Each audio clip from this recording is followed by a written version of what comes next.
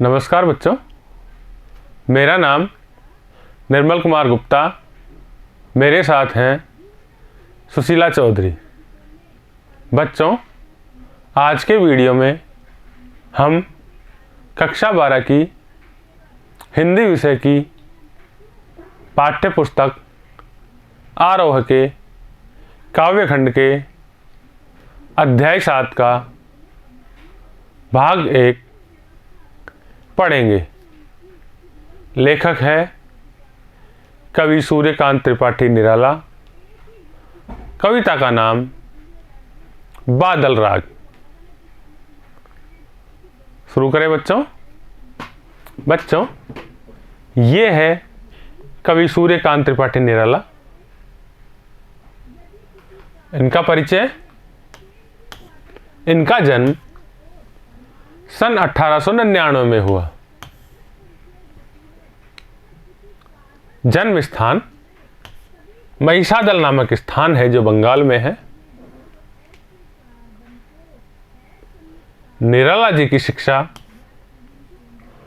घर पर ही हुई। उन्होंने संस्कृत, बांग्ला, अंग्रेजी आदि भाषाओं का अध्ययन घर पर ही किया। इनका निधन सन 1961 में इलाहाबाद में हुआ। प्रमुख रचनाएं। काव्य रचनाओं में है अनामिका, परिमल, गीतिका। गद्य रचनाओं में है चतुरी चमार, प्रभावती, चोटी की पकड़ आदि। इन्होंने समन्वय तथा मतवाला पत्रिका का संपादन किया। पाठ का सारांश। बच्चों, बादल राग कविता निराला जी की अनामिका नामक रचना में 6 खंडों में प्रकाशित है। यहाँ उसका 6ठा खंड लिया गया है। कवि बादल के भीतर सृजन व ध्वंस की ताकत एक साथ समाहित देखते हैं। इस कविता में बादल के प्रतीक द्वारा उन्होंने सर्वहारा वर्ग अर्थात गरीब वर्ग और पूंजीपति वर्ग के क्रियाकलापों और मानसिकता को दर्शाया है। वस्तुतः यह कविता एक क्रांति गीत है। आम आदमी के दुख से त्रस्त कवि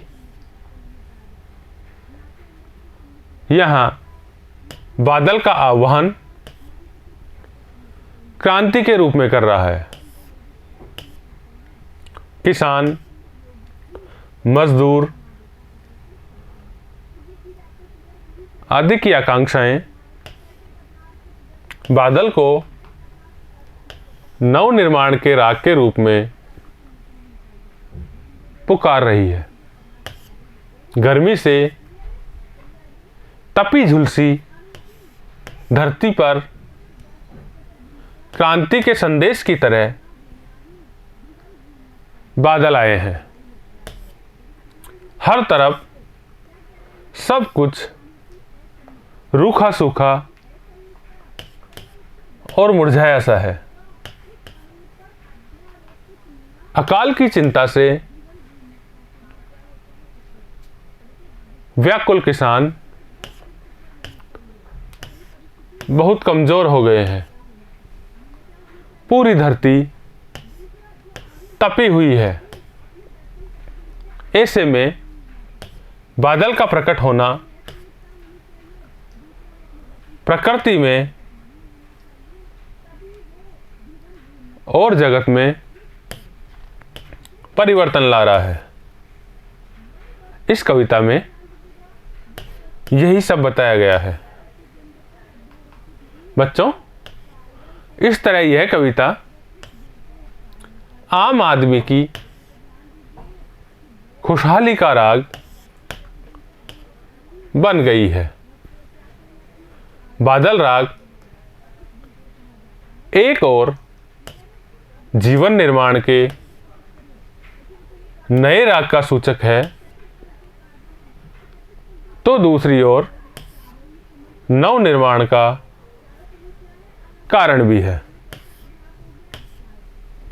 बच्चों, ये था इस कविता का सार, जिसमें कवि सूर्यकांत त्रिपाठी निराला ने बादल के माध्यम से संसार में आम आदमी की पीड़ा का वर्णन किया है और क्रांति गीत के रूप में आह्वान किया है। इसे आप वीडियो में बार बार देखें, समझें और याद करें। धन्यवाद।